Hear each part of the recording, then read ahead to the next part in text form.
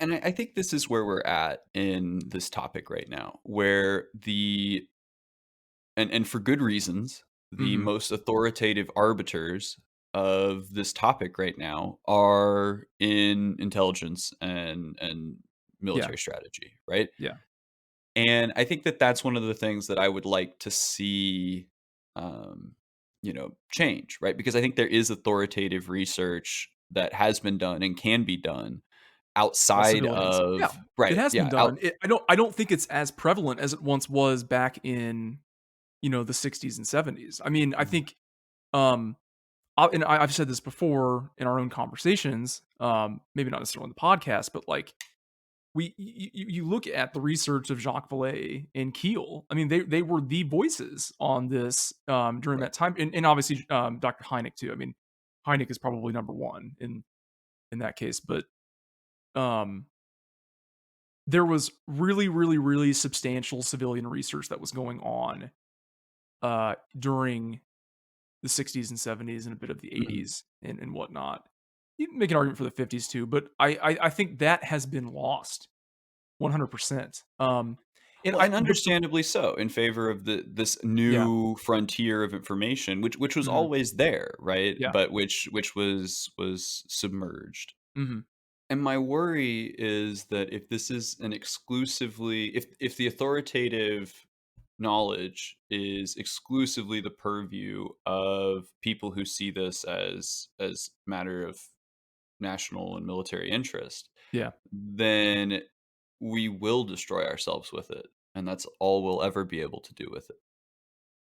We've kind of talked about a little bit. There we have this very slim hope that somehow by a miracle we'll utilize this technology for the betterment of mankind. But I Right, it's very it's so it's such an just an optimistic kind of, right.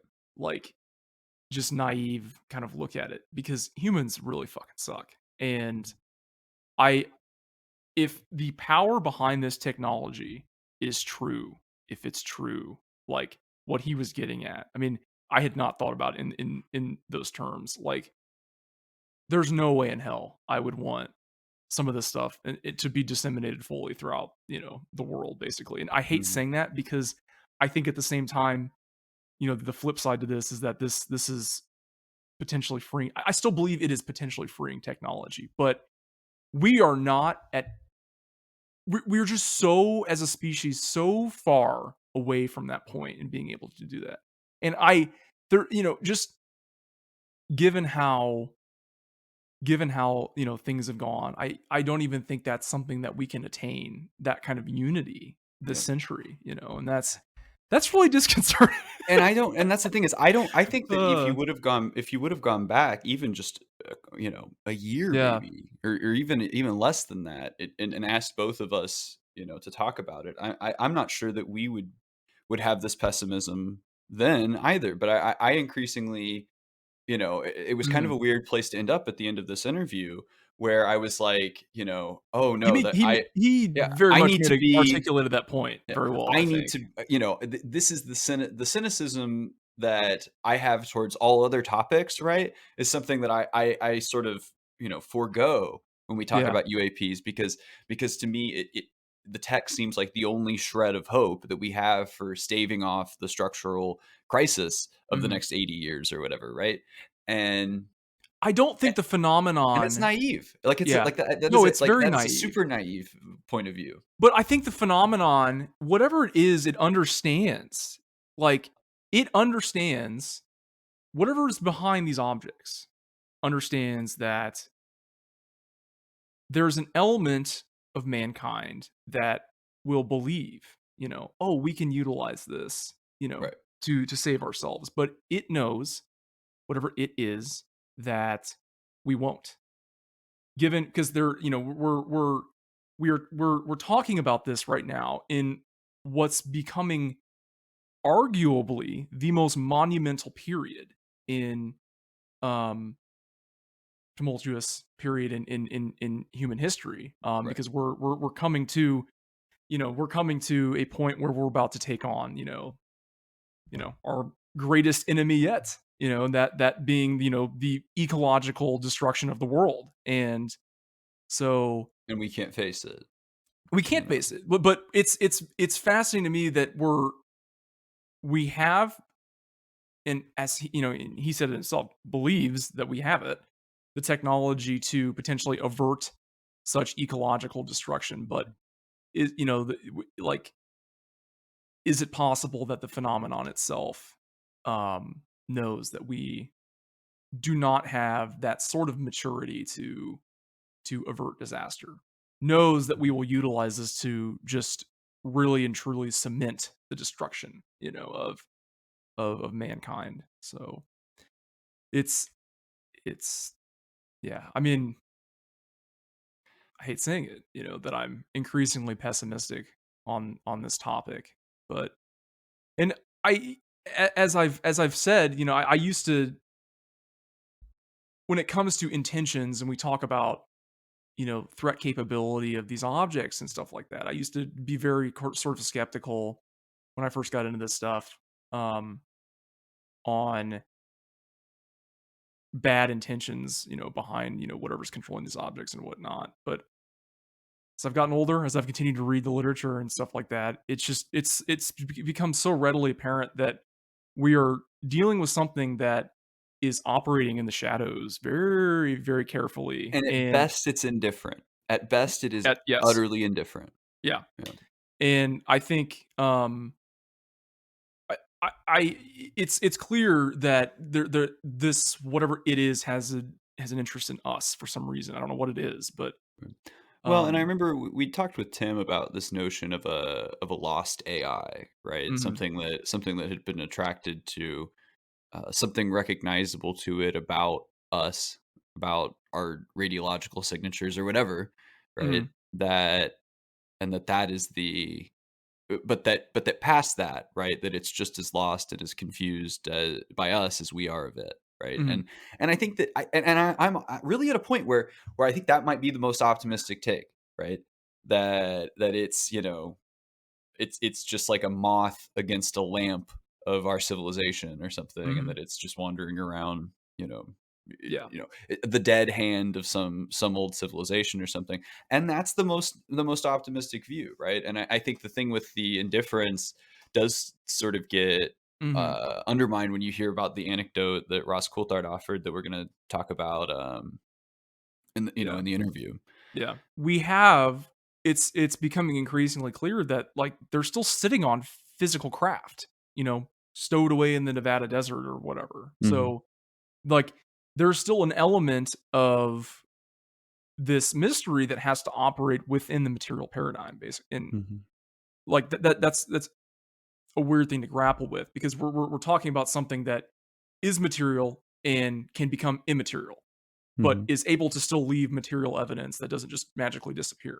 Right. I So, want to, and I want to sort of close out our intro here. I wanted mhm, to um, head off at the pass. Uh, People who might note accurately mhm, that the types of folks that we've talked to for this topic, yeah, fall have views of the world and places in it that are very different than ours or that of the listener base that we're sort of developing.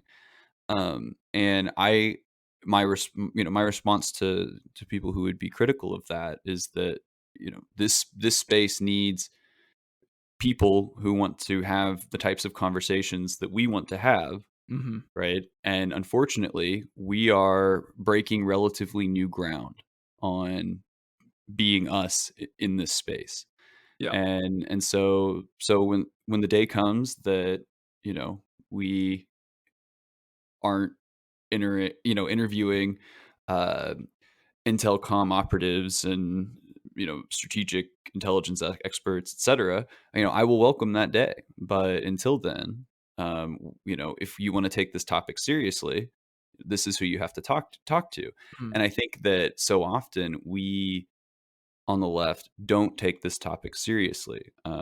For one thing, because all of the sources are folks we don't really trust anyway, right? It's the state and the intelligence community and the military, et cetera, right?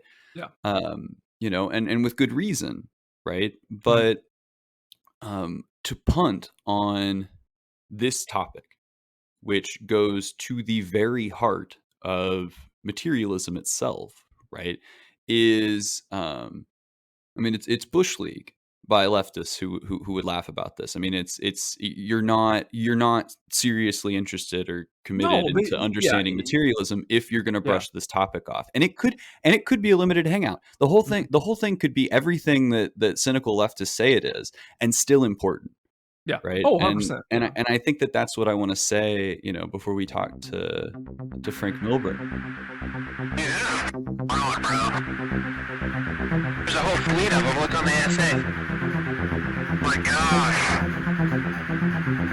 They're all going against the wind. The wind's 120 knots from the west. The whole thing, dude.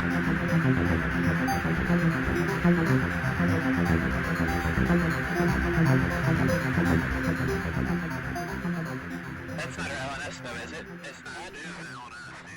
Well, if there's things. There's things that you can prove, and then there's things that you can't prove. And I'm privy for since I've been writing about it to some very in-depth conversations with people like Colonel John Alexander, who've obviously been at the deep end. He's known as the godfather of everything weird and spooky at the Pentagon. I also talked to a couple of scientists who are involved in UAP projects, and I've got contacts, at DIA and things like that. People who know about Wow, UAP.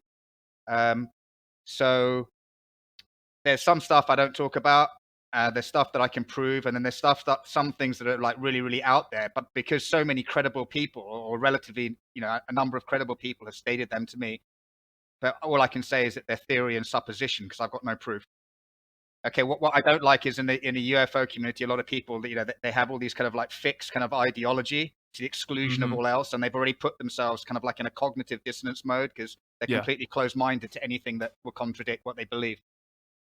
Alexander is a really fascinating individual because just the things that I've seen of him is he's pretty point blank on what he thinks is going on, for example, on a certain ranch in Utah and that sort of thing. Yeah. And yeah, and so he's interesting. He's obviously highly credentialed.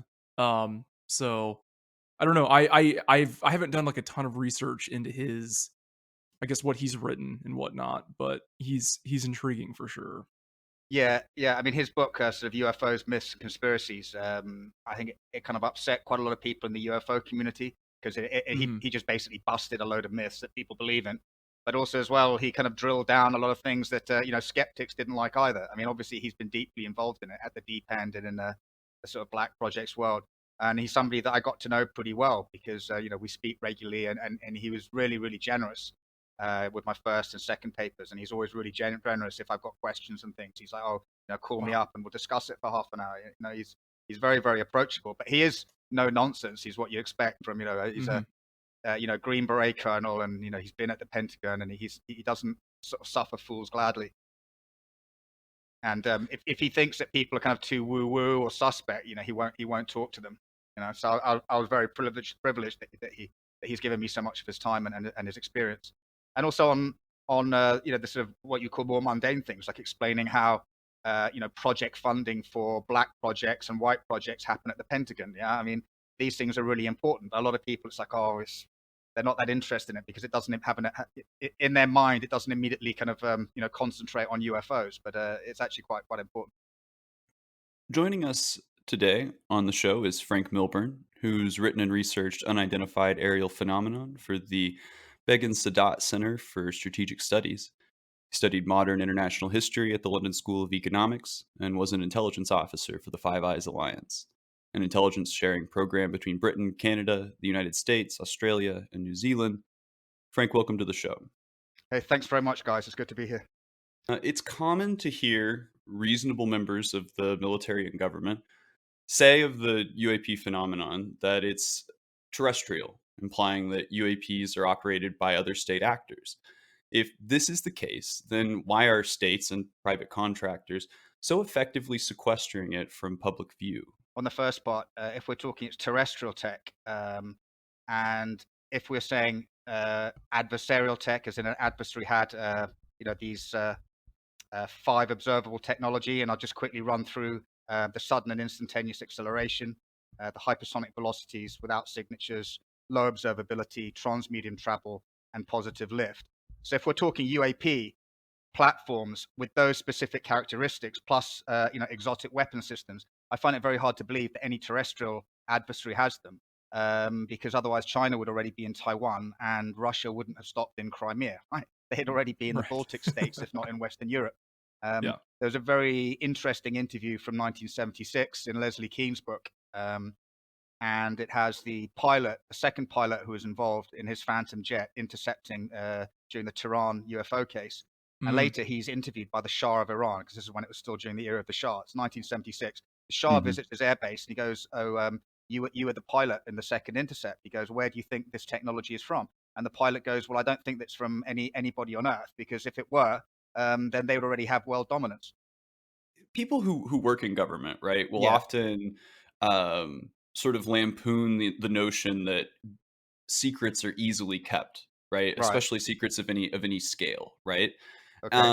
And so we have sort of that kind of understanding of government, and then we also have people who aren't necessarily associated with the UAP task force, but nonetheless occupy high up positions in intelligence and military of the state, Yeah.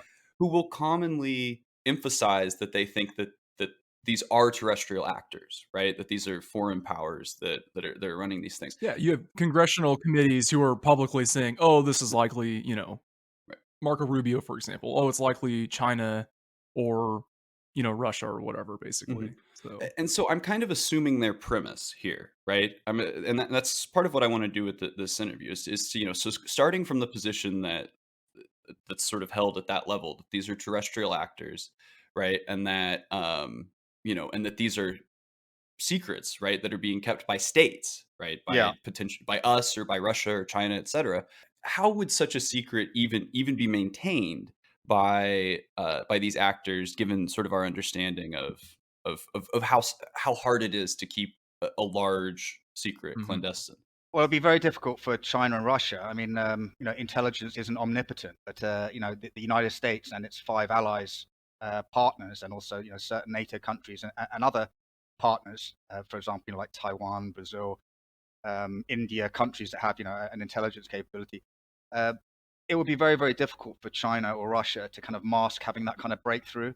Um, because you would see also technologies like bleeding into other areas. I've written about mhm, this quite extensively. I mean, if you look at the China case, for example, for their fifth gen fighter jet, right? Their fifth gen fighter jet, they're still trying to buy Russian engines, which the Russians don't want to give them, because they're using a knockoff 1980s Russian engine mhm, Yeah. for their fifth gen jet. So their fifth gen jet isn't really a fifth gen jet, because it's got problems with maneuverability, with thrust, power problems, and reliability problems. Um, and recently, the Chinese also they tried they couldn't get it from the Russians, so they tried to make a move on acquiring a majority stake in a Ukrainian company, which was basically a holdover from the former Soviet Union when the Ukrainians were still making jet engines for the Soviet military. And the Americans and the Ukrainian government, they blocked this deal specifically so the Chinese couldn't get access to those engines, right? So if the Chinese had UAP platforms with 5 observable technology, why would they be worrying about 1980s engines and Right. getting rid of them? Yeah. yeah, Right. And also as well, China's entering now a period of relative instability. If you look at the property market in China, right, there's a big mhm, actor which is like defaulting on billions and billions, right, hundreds of billions. That will have a knock-on effect across the Chinese economy. Given that, if you have a big economic shock in China, at the same time, the leadership of China is being very bellicose towards Taiwan, saying that it will be reunited by force, Right. that it's basically the inevitable consequence of the evolution of China and the Chinese Communist Party. And they've also threatened to nuke Japan recently, right? A few weeks back, they threatened to nuke Japan if Japan intervened in Taiwan, because obviously Japan being a very close goodness. actor to Taiwan, they're extremely worried about the idea of Chinese expansion, red Chinese expansion into the further into their area. So I find it very hard to believe that the Chinese have that tech. Yeah. I believe that they may well have a program, and they certainly seem to be interested in UAP from what's come out in Oh, open yeah. source. The Russians, we know from um, more recent research from people like George Knapp, and also from Elizondo's comments, and we also know from the paper Project Condign, which was a British military intelligence report, Defense Intelligence 55, which basically dealt with kind of exotic technologies and UAP, and it quoted quite extensively the Russians have a program that the Russians or the Soviets and then the Russians were very interested in UAP, that they'd had that they'd lost aircraft trying to intercept UAP, that they considered it a threat. Yeah. Okay. Yeah. So I have to ask again. One of the big things for Putin has been from the post 1989. All that instability that you had in Russia in the 1990s, right, under Yeltsin. Then you had Putin, and he put his hand on the tiller. So he wants to restore Russian order, restore Russian prestige, restore Russian greatness. And that was part of the reason, why they retook Crimea, or rather, they didn't relinquish Crimea, and they occupied it instead of giving it back. But I believe that, because that whole sort of post-Soviet humiliation, if the Russians had UAP technology, right, Putin would be in the Baltic states. He'd be back there. He'd be back in Eastern Europe, if not in Western Europe. At the very least, if they had recovered any kind of technology, I mean, it could be the exact same situation as the United States, that they have it, but they've made no progress on developing any of it. I think it's Paul Stonehill.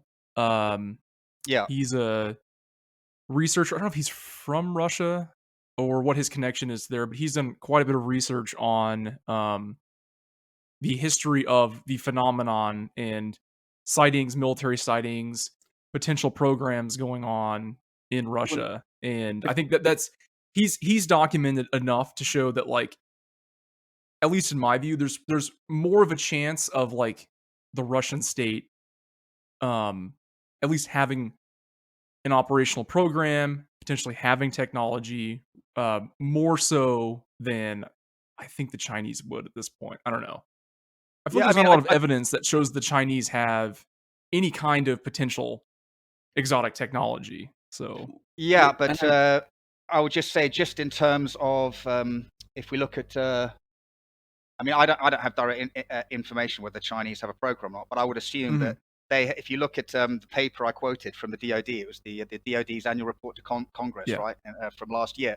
So, China has a very clear plan. By 2040, they want to be the dominant economic, military, and technological power in the world. They've already declared quantum supremacy. And if you look through other open source reports, like all their military advancements year on year since like 1990, when they got the huge shock of seeing like the Americans roll through Iraq easily and destroying all the kinds of equipment that the Chinese use, they realized, like, we better get a move on and advance. So they've used all that time that the Americans and their allies have been involved in, like Afghanistan, doing counterinsurgency, to basically push and to try to catch up with the Americans in the conventional sphere, like aircraft, ships, nuclear submarines, nukes, satellites, electronic warfare, all that stuff.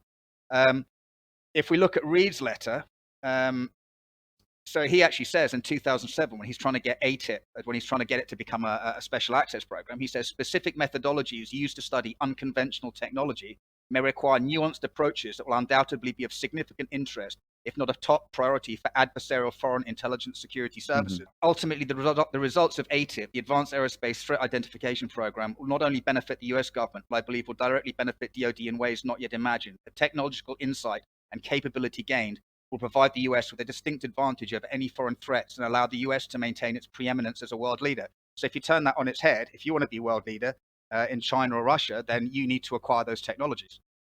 What about the West, right? What about the United States and its intelligence capabilities?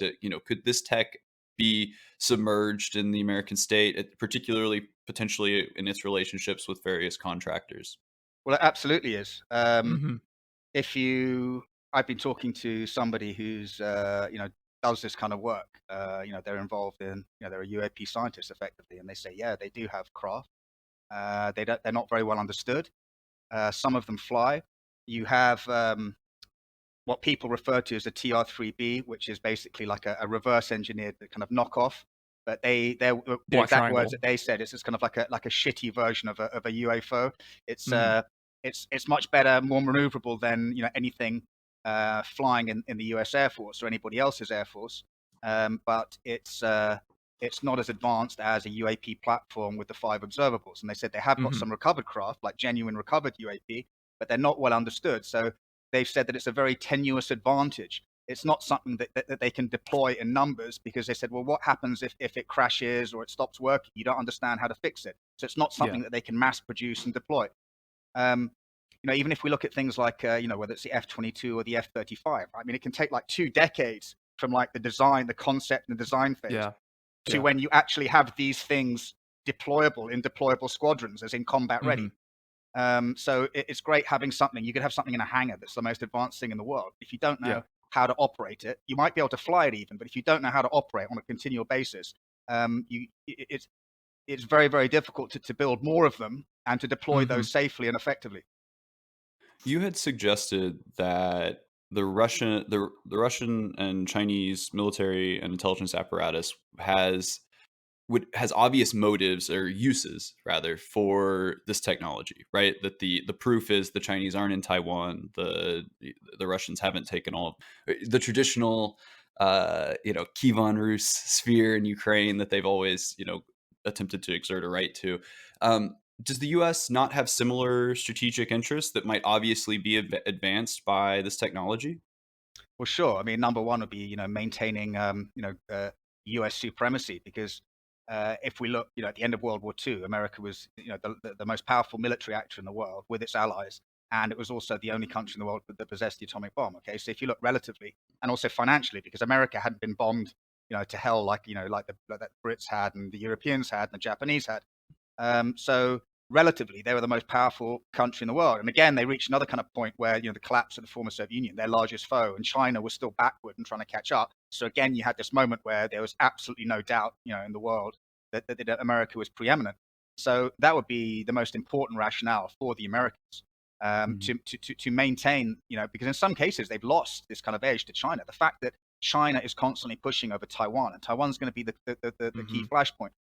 They got two objectives the Chinese have to do. They have to, one, be able to mount a very highly complex amphibious and air assault. That's air assault with helos and paras, right? They've got to be able to mount those ops, assure themselves of an invasion of Taiwan, and at the same time they've got to provide anti-access area denial against the American forces in the region, and also American allies like Australia and Japan, and potentially India and Vietnam as well, because they're extremely perturbed about what China's doing. So China's basically got to be able to carry out that Taiwan operation, and all their training and their military advancements, and the huge amount of ships that they're pushing out every year is geared towards that goal. It's reunification of China and preventing the Americans from interfering.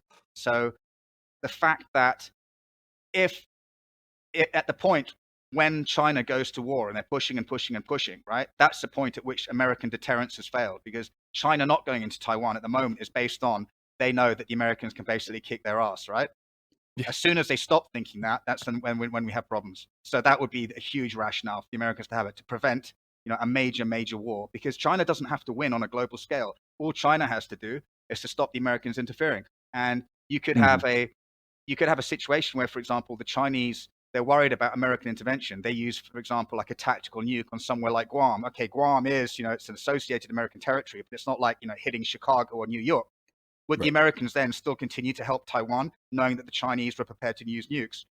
So that's a very good reason why you would want to have, absolutely unquestioned global preeminence in the military sphere.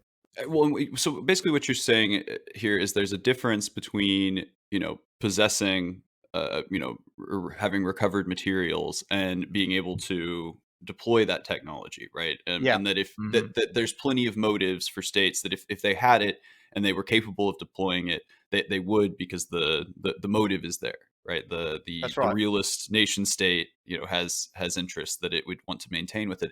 Do you think that there are other explanations for why such a disruptive technology might be kept a secret, assuming that it was operational for deployment? Is there another, could there be another explanation?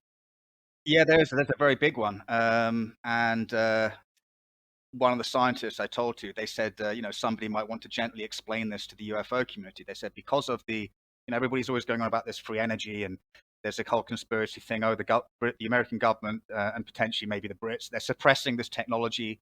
And they go into a whole spiel about, because of the oil and gas community and all the rest of it. And and how global barons in finance Mhm. and extractive industries like run the planet. Well, actually, no, it's got a lot more to do with the fact that if you have this free energy and it's not, I'm told, what everybody thinks it is, but it's basically extracting from what they call the ether or the ether. Okay, so this energy potentially it's unlimited energy, but the way that my scientist source explained it to me was that if you can initiate and generate, right, you can generate too much of this energy in a particular point in space of time, right? Space and time, it can't stretch. Mhm. So it Mhm. basically rips the fabric of space time, and then you get like a black hole, which basically sucks everything into it. So they said you don't even then need to have a platform to go and like drop a nuke somewhere else on the planet because you're going to destroy the whole planet anyway. So they're saying that's another Mm. very good reason. They said it's like you don't just hand this technology over into the public sphere because it's like giving a 5-year-old a loaded pistol. Do you think that that these technologies would be disruptive to conventional energy companies and holders? They'd be disruptive in the extent. I mean, I used to work in oil and gas, right? I used to run oil and gas security operations, like across the Middle East, as a country and a regional security manager. So I know quite a bit about the oil and gas industry and extractors in general. I've worked in mining as well. Um, they would be disruptive in terms of you'd have to completely rejig, like sort of the transmission capability and Mhm.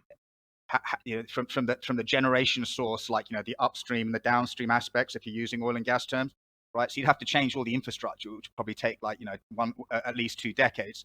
Right. But I think, and this is something that I know Colonel John Alexander agrees with. Well, I mean, the people who run the global economy anyway, they just take that over. It wouldn't be free energy, but it'd still end up paying for it. I Yeah. mean, look, we pay Yeah, for everything else. that's the worry I've always had with I that, mean, I mean, exactly. we, Yeah. we pay we pay for the water that we drink, right? We pay for the food that we eat. We pay for Mhm. the gas that we use, to power our houses. We pay for the oil and gas. We're always going to be paying for everything. It's not going to be free, Yeah. and that's a misconception that people have. Yeah. But my scientist source, I mean, one of them, they say that it's the danger aspect of having this free energy Mhm. because okay, it's one thing a government handling it, but then private corporation, it gets out, then you've got like a malign actor like Iran gets it, or North Korea, or potentially a transnational terrorist stroke criminal group like Hezbollah, which has uh, you know generated billions in profits from drugs and other Mhm. nefarious activities. So they've certainly got the resources to buy the scientists to be able to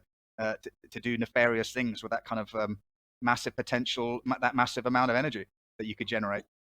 Like, assuming, like, let's assume that your scientist source, what he's saying about this energy is true. I mean, Yeah, that to me is just further evidence of just how advanced these objects are and their ability to maintain that energy source and not, and zip around, Earth's atmosphere and not accidentally generate a black hole and that sort of thing. And that's incredible. That's incredible. I mean, it's mind blowing.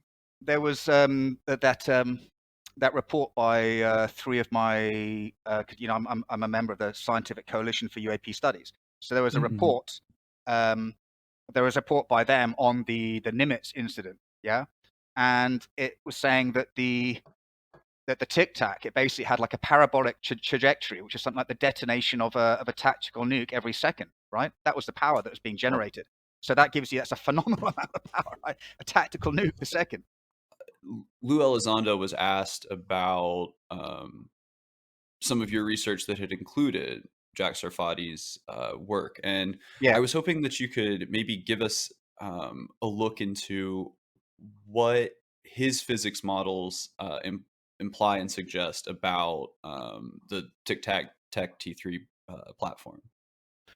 I know that Dr. Jack is he's very controversial, but he's also one of the few physicists really who are actually out there talking about it. Okay, and there are others like Dr. Kevin Knut at the SCU who are incredibly ballsy because they're not actually in government programs, but they've actually effectively come out of the closet and they're talking about UAP and putting their Mhm. science knowledge towards better understanding of UAP. Um, but I don't think I think you'll find them in disagreement. The different physicists who actually study UAP, and I'm not really qualified to to delve into all the nuances between them because some people have said to me, oh, what Sarfati says, no, that couldn't possibly be true, and Sarfati will say, oh, you don't know what you're talking about, like back to them. So that's really kind of like a physicist argument.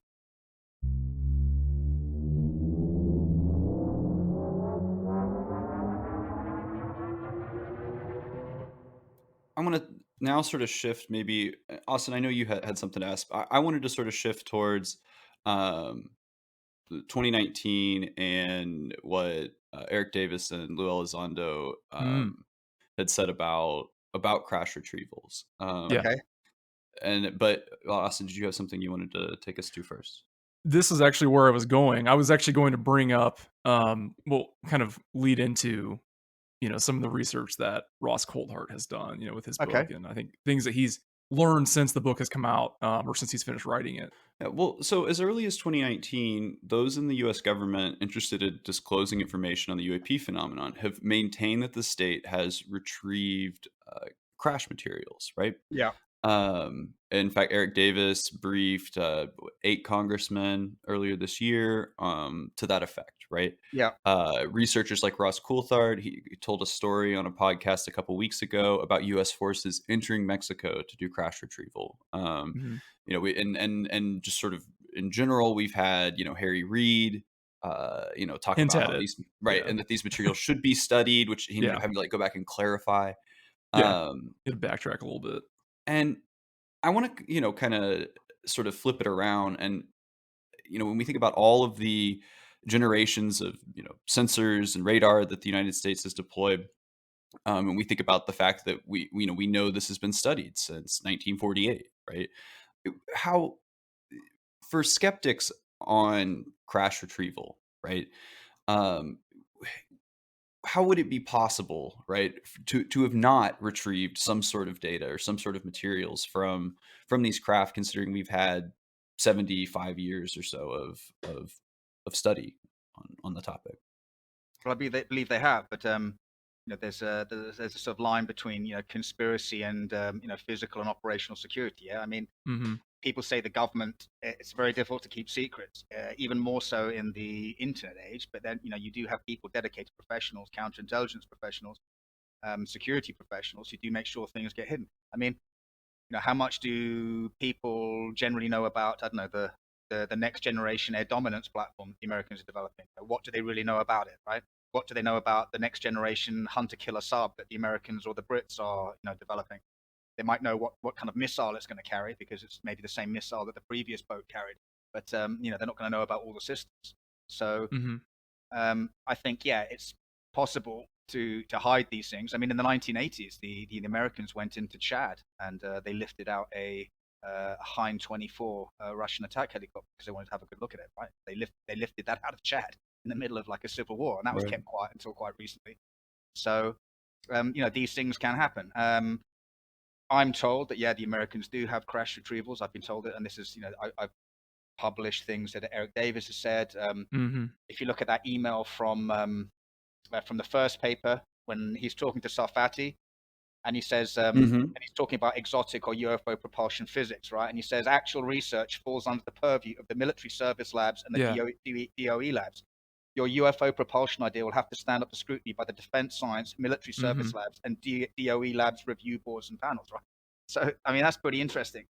And then when he's talking about crash retrievals, he's saying, yeah, he's on the record. He said that there was a crash retrieval program. Yeah. Now he said Yeah. that it finished in 1989, right? My sources Hmm. said no, it's ongoing. Mhm. And if you look at the Ross Coulthart actually put everybody onto, because he'd been going through Australian research, on UAP, and Mhm. he very kindly sent me a copy of this paper that had a lot of work, a lot of memos and documents by Harry Turner, who was the chief scientific advisor to the Australian government. He was a UAP expert. And if you look at that, in 1966, there was something like 70 plus different anti-grav programs, and about Hmm. 30 or 40 of those fell under the purview of the DoD. Hmm. Okay, my sources say that it's these programs are in private hands. It's private contractors, Yeah. that they 100%. are building or reverse engineering these things and trying to figure out the ones that they've retrieved. They're doing this on their own dime. They're doing it out of their own profits. But Hmm. they're made available to the U.S. government.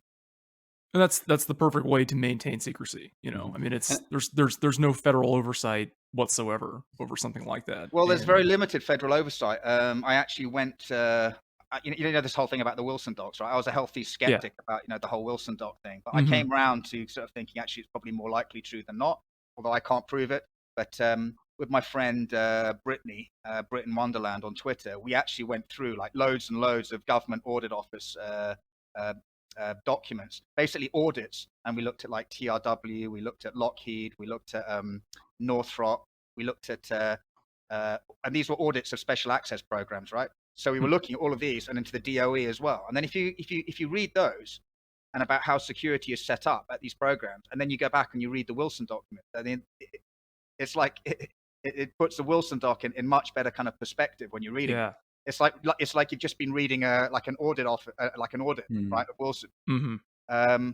So I find that very interesting. But yeah, the hiding it away in the private sector, yeah, would be the way to do it. You know, would be the way to do it. And then with very little oversight. I mean, all the documents that the government audit office documents that I read, they had a lot of problems. They'd go and want to do like an audit of a particular special access program. They'd only be given access to part of the information, or that, you know, the auditors would have massive problems trying to get clearance for the program, and there'd be all kind of like obfuscation as well. yeah. And they've had 70 years to perfect that system. I mean, if working on this system of secrecy, you know, since the late 40s, and there's no reason why they won't be able to keep it a secret as long as they want Mhm. to. So, Well, I mean, look, I mean, other things have been kept secret. I mean, okay, it wasn't in the mhm, internet age, but I mean, if you looked at the massive compartmentalization that you had for, you know, the Manhattan Project, right? And you know, secrets have been kept throughout history. I mean, look at yeah, that's a good Operation example. Overlord, right, in World War II. You know, the invasion of Europe, the largest amphibious and, you know, combined arms operation, right, in the history of the world, and they managed to keep that secret from the Germans. And the Germans had arguably a highly sophisticated, relatively for that time, you know, intelligence apparatus. hmm Um, but I mean, my source, as a quote, they said, this is a quote, right, from my source. US companies have reverse engineered AntiGrav from the Roswell crash. Keyword, companies. Such craft are not in the US government black budget because the reverse engineering Right. was performed by private companies on their own dollar out of their profits. The anti-grav craft do not belong to the US government, but accessible to the US government through the contractors that own it. Okay. And then they say, the very common rumor of Lockheed Skunk Works developing anti-grav is misinformation. Very believable misinfo, since it makes so much sense from surface view. Such tech is in the hands of US contractors, but one of the other very large contractors that you have heard of actually developed it, which is not Lockheed. Talking about the UF issue, it's so much more complicated as to whether or not the US government has access to the tech or not, and whether the people currently want it or not. Does the US government have it? Yes. Do they understand it well enough to ensure the safe application of it? No. Someone needs to independently invent and independently publish this new science and actually understand it before any sane authority figure would just start handing out this tech for free. Do you think though that the um, portfolios and interests of these contractors would meet the sort of standard that we were kind of rejecting earlier of a group of people who have access to the technology but have a material disincentive to bring it to roll it out, you know, in mass. And I want to talk about like how, you know, yeah, secrets are possible to be kept, but, you know, nuclear technology is, you know, spanned the earth relatively, you know, quickly, despite the best efforts of the United States to keep it a secret, right? And you know, and so that these things do, you know, these things do get out, right? And Yeah. so, and once they're out, right, they're, you know, undercutting the you know, the portfolios of these private contractors who seem to have the monopoly over the technology, you know, in the American state. Right. I mean, I've heard the argument. I've heard the argument, which I believe to be fundamentally incorrect. Right. I've heard the argument that okay, so you've got these US contractors, they've got this anti-grav, or, you know, they've got these UAP tech, but they don't want to sell it to the American government, or they don't want it getting out because then the American government would stop buying like F-15s and F-20, you know, well, not F-22s because they're not on the production line anymore. F-35s, next generation air dominance platform. Well, that's actually rubbish. I mean, what is the primary objective of a company, right? It's to generate profit and to increase profits. These companies, one of my sources, have just been saying, right, they've been spending money off their own dime. Do you not think they want to Mhm. get a return on investment? If they could say to the US government, okay, we can within the next 10 years or next 15 years, we can provide you with 3 squadrons of anti-grav craft or UAP craft with the 5 observables and with exotic weaponry, and you will have unrivaled total spectrum dominance from now until the end of recorded time. How much do you want to pay for it, right? If you don't think the US government would go for that, of course they would. It would be the sale of the century. It would be the sale of the century.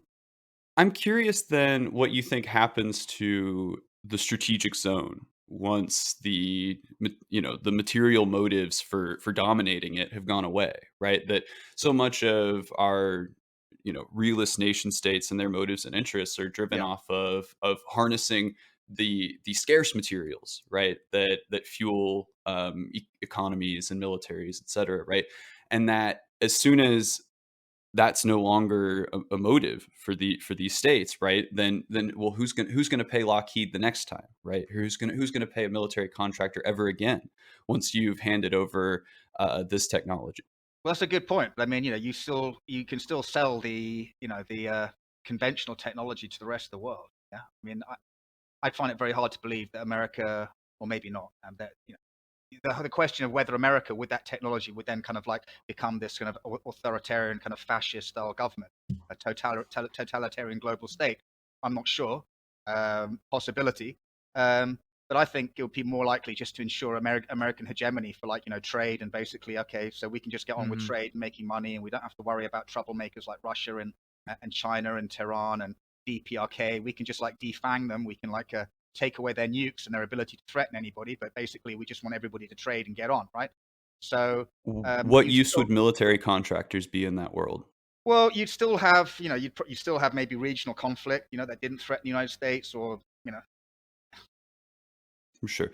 Yeah, I just part of the ripple on this that I think you can probably tell that we're yeah, we're we're thinking on here is just sort of how much the world changes once this technology is out there, and I think that's sort of the there to be I mean it's there to be debated, right? And it's there Yeah. and what people's views on the implications of this tech are can are certainly up to people's personal discretion, but but I do sort of have I do think that a lot of what underpins the sort of basic motives for states and militaries right mhm, now would would actually and private capital, right, would be undermined by a free energy source, right? Despite all the ways we can imagine that it would be monetized in the short run, and I absolutely agree that Mhm. it would be the most lucrative thing any of these folks had ever done, yeah. right? And they had all the incentive to sell it, but but could there not be an understanding of the other effects that would have on human society at large? And Mhm. that's sort of what we're Yeah, kind of I agree, angling but at. I think as far as like energy goes, I mean the energy companies would have the most money. I mean, if you look at like for example the move towards solar energies and renewables, right? Who's got the Yeah. most money to develop that? The oil and gas companies, yeah, and the banks that underpin them. So I don't see that would be any different with free energy. I think what I've said with free energy is that the key point is the strategic aspect is that Yeah. it can Yeah. be immensely destructive in the wrong hands. How do you control that? It's like you wouldn't just go and hand out nukes in like the middle of Syria, right? You wouldn't just go and hand out tactical nukes to like Right. Islamic State or to the Nusra Front or to or to the Assad regime, right? You just wouldn't do it. No? So why would you want to do that with another potentially devastating power source? Right. I mean, I think that there's a difference, of course, between that extreme and just the the proliferation of the technology, even in a managed sense, right? And I think that this kind of actually brings us towards what I kind of wanted to bring up at the end, right? So, and I think this is true for a lot of people who are interested in this topic, right? Is that the small d disclosure, even the authoritative writing and research that happens on it right now, that it must be justified on the basis of its use as a military asset, right? The article that came out that you wrote earlier this year, right? The sort of the grand conclusion, it talks about the use of this tech deployed, in the strategic zone we're talking about right here, and in Yeah. particularly in defense of Israel and its interests in the Middle East. And I I wanted to, you know, ask whether you think that that is a sort of a product of who's funding the research right now, or if that is the exclusive function of this technology. Well, a lot of people, for a start, a lot of people kind of poo-poo the threat aspect of it, right? You get a lot of people going, oh, they could never be a threat without knowing who they are, where they're from, what the technology is. Really, they know some aspects of it. Take for example, nukes. So if you had, and I interviewed Bob Salas earlier this year, right? So if you had a UAP and it had Russian or Chinese or DPRK red stars on the side over your nukes, right? Over whether it's a processing plant or whether it were a nuclear base with missiles, you'd be extremely concerned about it, right? So why do UAP get a pass? And then people say, well, they're here to help us. Well, the Japanese didn't get help when the Americans dropped bombs on them. And how many nuclear detonations have there been since World War II? And that there's always this omnipresence of UAP that seem to be around nuclear sites, nuclear tests. But they didn't seem to stop the test. So are they here to save us from ourselves? So that's one problem I got with it. Michael and I have had so many discussions on this, and I so my view is that there is no benevolence here whatsoever. At least from my point of view. And this is going to sound really, really out there. I know my colleague Ross Coulthard, we're in regular contact, and we've had conversations about this. And my sources say the same thing. They say UAP are a threat. There's different groups operating on a. Well, we know that there are different craft operating around us. But there are different groups operating around us, and at least one of them presents an existential threat, and that's why there is this research into UAP. That is why Eric Davis, if you look from his advanced aerospace weapon system application program, right? He is looking. They did the DIRDs, the Defense Intelligence Reference Documents. We have to extrapolate the physics and the knowledge that we have now to 2040, so that we can to figure out will our physics and our manufacturing capacity be there to develop technology that's equivalent to the Tic Tac, right, of a similar capacity, in case the Tic Tacs become nasty, right? Because if they decide to become aggressive, we're screwed. That's what he says. We're screwed. Yeah. So I think that the threat factor is definitely driving it. People say, oh, the threat factor, it's just to get more money. They up the threat on UAP. You don't have to up the threat factor of UAP to get more money. All you have to say is we need to have this technology before China and Russia have it. You don't have to talk about aliens or ultra-terrestrials or future humans, right? Yeah. Michael and I were talking last night. This is, an example of a red flag when we're talking about intention, possible threat of these craft. And if the story that Ross Coulthard was told about the U.S. government basically seizing at gunpoint a craft, as he said, with the door open and the lights on, that was just left, and then the U.S. government just was able to get it. I mean, for me, when I look at that, I find that really suspicious if that's true, because why, whoever the occupants are of these objects, I mean, you don't just leave something like that with the door open and the lights on. The only reason you would do that is if you wanted somebody to take it, and then to seed it. The idea of seeding it. You're seeding it. But the question is, people say, oh, they're seeding it. They're wanting us to take it to help us, to help us with climate change and stuff like that. But I think that's nonsense. I think that they are if it's true, they're as you've established, these are incredibly dangerous weapons that they are giving to us, who and we don't understand them. So if you were seeding this technology to different nation states throughout the world, and to see who figures it out first, okay, again, at this point in time, I don't trust humans to be peaceful with this technology. So if you are trying to, let's say, control your experiment, basically, and you want your experiment to play with very dangerous weapons and stuff like that, then I mean, just what better way to do it? I wanted to ask about a term that the two of us I don't know that either of us had heard or read before, but it was this notion of this technology as post-quantum. And it's in the abstract to the 2020 report, I think. Or it's in, or maybe it's the fait accompli. Oh yeah, I said. And where are we? Let's just do. Yeah, it's in the executive summary. Post-quantum revolution in military affairs. Right. Yeah, and that really. Yeah. Sorry, go ahead. Well, and so I just wanted to ask that Austin and I had kind of thought about this as sort of almost that this is the frontier of quantum mechanics, right? That's what this technology represents. And so to hear post quantum use, I just was curious um, who's using that, and to what extent, and what do they mean? Yeah, I actually came up with it, and I meant it in kind of Okay. two kind of ways. One, firstly, that this technology was, beyond the kind of quantum computing capabilities that we currently have. That we know that Okay. the US has, that China has, that Hmm. the 7 industrialized nations in the world have, right? Um, and then secondly, in terms of slide 9, and the whole idea about perceptions, thought Yeah. control platforms, the ability of Consciousness. the Yeah. tic tac to know about the cap point. How did it know about the cap point?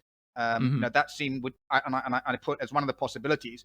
Maybe they have some kind of a super advanced post quantum capability, something that's more advanced than quantum computing, that can do signals intercept, that can do decryption, that can do advanced kind of algorithmic predictions, right? And it's something that's post quantum, i.e., far beyond what Hmm. we have in terms of quantum computing. That's what I meant by it. Okay. I wanted to kind of point us towards a sort of concluding topic here, and I wanted to sort of bring it into what I had tweeted about, and sort of how we ended up Hmm. interacting in the first place, was that I think that when we talk about the structural challenges of the next 80 years or so, right?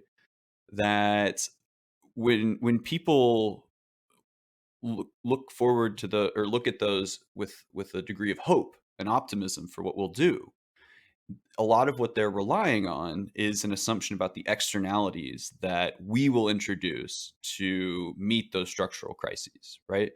And I think that this has long been what's sort of staved off crisis in the in the world generally, right? The thing that made Malthus wrong, right, was, or even Karl Marx wrong, was the rate of technological progression and its ability to provide, food and medicine and a higher standard of Hmm. living, and that you don't have this um, you know cliff of misery that society sort of goes off of, right? And I think that the reason that I'm interested in this, from our perspective, is because I think that this has the shape of something that could theoretically meet the challenges of the next 80 years, the challenges of the time that I'm going to spend here on this earth. Do you think that you don't seem to see that application as practical or possible or even reasonable? I've got two sides to me. I mean, I've got the kind of, obviously, the kind of like the humanitarian and Hmm. idealistic side, and yeah, I would like to see technology being used to help people. I've worked in some really messed up parts of the world, conflict and post-conflict states, and seen how people live, like post-genocide and stuff like that, and people without access to medicines, people without access to healthcare, people without access to regular food, people living in high diseased areas. So yeah, I would like to see technology used for the benefit of all mankind, not just mankind, but Hmm. also other species as well, and not destroying the planet. The problem Yeah. that I have is also I've got the cynical, or maybe the realist side, and maybe coming from my background, I kind of got to see what people are really like. I mean, it's people in power, that is, anyway, what people are really like, and whether it's in China or Russia, or whether it's people in the West, because the West has done lots of bad things as well. But the problem I have is how do you use these technologies in a safe and reliable way Yeah. Yeah. when you've got such extensive human competition for resources? Hmm. What I have a problem with is I don't see how human beings come together to actually deal with the problems of the planet. How long have we been talking about climate change for? Right.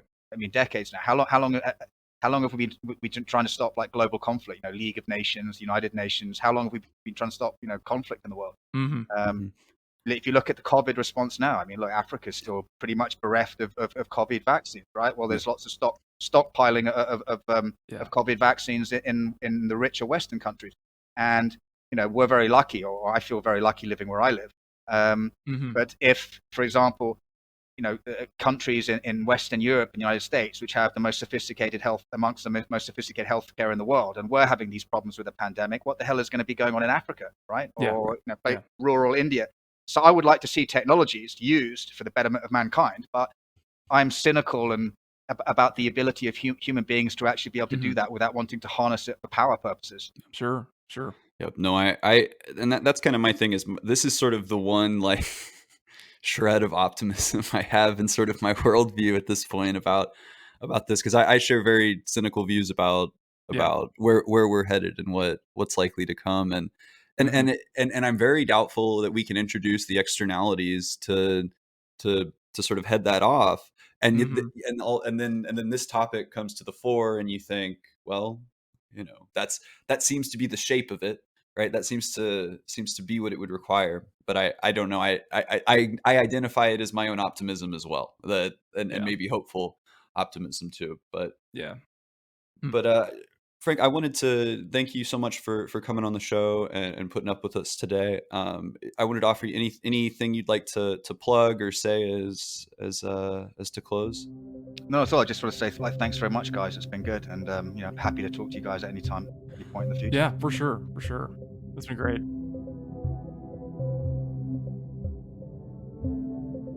This is an independently produced podcast.